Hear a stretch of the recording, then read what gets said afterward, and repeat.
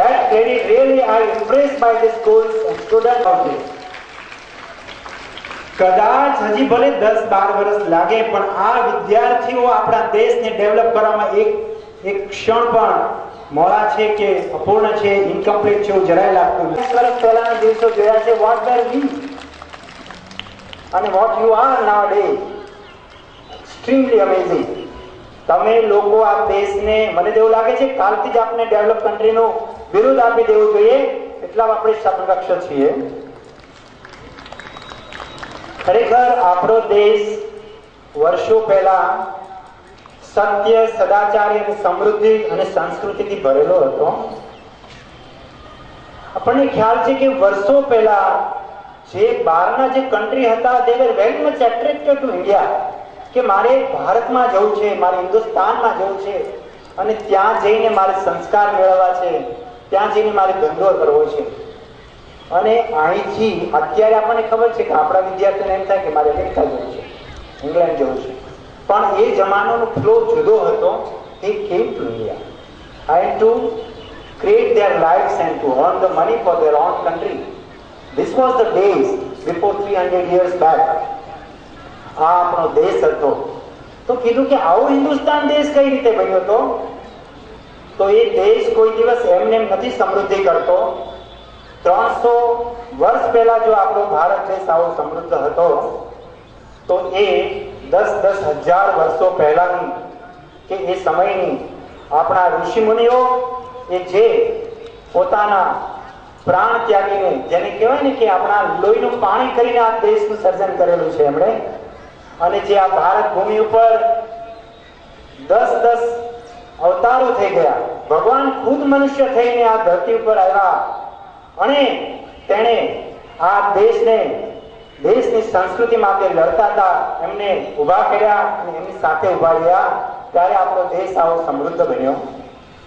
પણ જોગાનું જોગ 17મી સદીની અંદર જ્યારે અંગ્રેજો અને બીજા ઘણા આવા ફોરેનથી આવીને આપણા દેશની પ્રગતિમાંથી કંઈક લેવા માટે આવ્યા હતા અને રહી ગયા, અને બધું લેવાનું આશે જો કટ નેચરલ છે, થઈ શકે આવું. પણ એ જે 200 વર્ષ અંગ્રેજોએ આપણું રાજ કર્યું અને ત્યારે ભારતીય સંસ્કૃતિની જ્યારે એમને અસર થવા મળી કે ઓહો આ દેશ તો એટલો સમૃદ્ધ છે અને કોઈ વિચલિત નહીં કરી શકે, ત્યારે એણે ભારતના શિક્ષણ, ભારતની સંસ્કૃતિ, એના સદાચાર ઉપર પકડ મેળવવા માટે ઘણા બધા પ્રયત્નો કર્યા. અને વ્યવસાય ડોક્ટર હોવા છતાં પણ એક આદર્શ શિક્ષકની જેમ, એક ઉત્તમ વ્યાખ્યાનકારની જેમ એમણે આપણે સૌને પોતાના અમૂલ્ય શબ્દોથી આપણે સૌને અભિભૂત કર્યા છે. જીવનમાં યાદ રાખવા જેવો એક એક શબ્દ તેમણે આપણને આપ્યો છે. તો પુનઃ તેમનો ખૂબ ખૂબ આભાર. હવે કાર્યક્રમમાં અંગ્રેજી માધ્યમના શિક્ષિકા બેન શ્રી કેરિયા મિસને હું નમ્ર વિનંતી કરું કે તેઓ શ્રી કાર્યક્રમને આગળ ધપાવશે. Good morning. Yes, Sri Naresh Bhai Goyal, respected principals, Reverend Father Shabu, Reverend Father Shijo, dear sisters, teachers, and my dear students, let me take this occasion to wish you, one and all, a very joyous, peaceful, and a glorious Independence Day. I request Reverend Father Shabu to please come up stage. As I stand here today for a very special occasion, and I am very privileged and honored to be a part of this outstanding institution of Bhavnagar.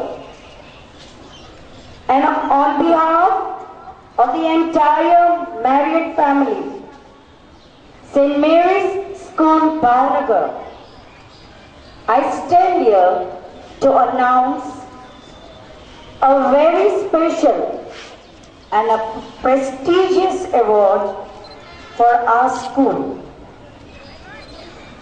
It is an honor.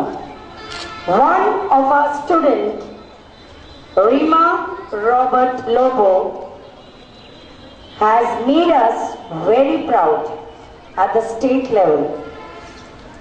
She has excelled in a sports field of Lobo.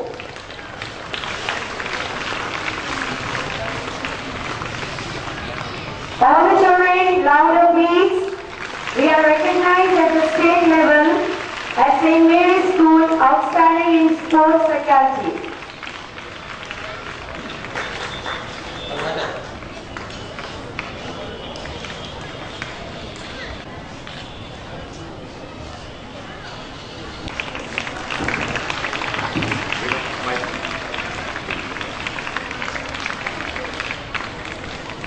આમંત્રણને માન આપી અને અચૂક અમારા આંગણે પધારતા રહેજો.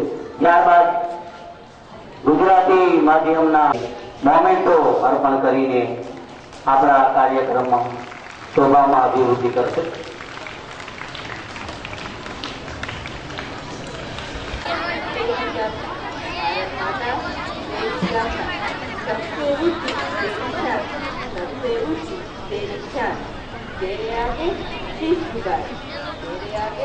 शीश झुकाए, दे तुझको हम सब सम्मान, दे तुझको हम सब सम्मान।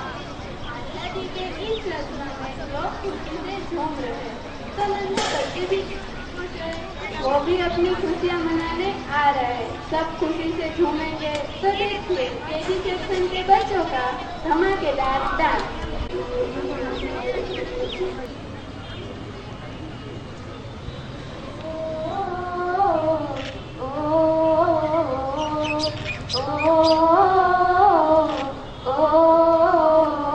यहाँ हर कदम कदम पे धरती बदले रंग, यहाँ की बोली में रंगोली सात रंग। यहाँ हर कदम कदम पे धरती बदले रंग, यहाँ की बोली में रंगोली सात रंग।